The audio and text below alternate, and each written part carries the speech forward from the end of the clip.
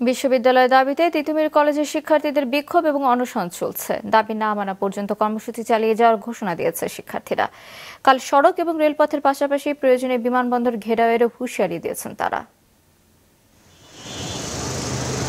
স্বতন্ত্র বিশ্ববিদ্যালয়ের দাবিতে আজ চতুর্থ দিনের মতো অনশন পালন করে তিতুমির কলেজের শিক্ষার্থীরা।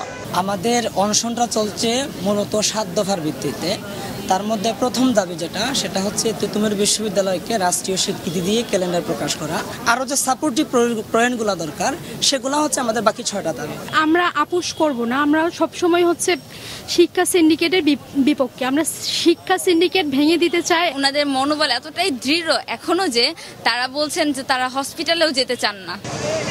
বিকেল 4টার কিছু পর আন্দোলনরত শিক্ষার্থীরা সড়কে অবস্থান নেয়। এতে বন্ধ হয়ে যায় মহাখালী থেকে গুলশান 1 রাস্তার যান চলাচল। এরপর তারা মিছিল নিয়ে যায় গুলশানের দিকে।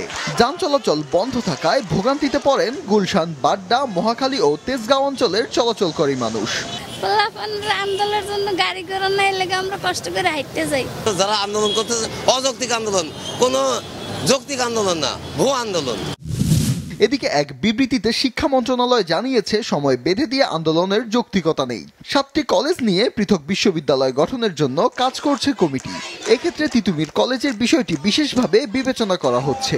তবে এই বিবৃতি প্রত্যাখ্যান করেছে শিক্ষার্থীরা। শিক্ষা মন্ত্রণালয় থেকে বলছেন যে 7 কলেজের সাথে যেই কমিটিটা আছে ওরাই হচ্ছে আমাদের আলাদাভাবে বিবেচনা করবে বা দেখবে আমাদের বিষয়টা।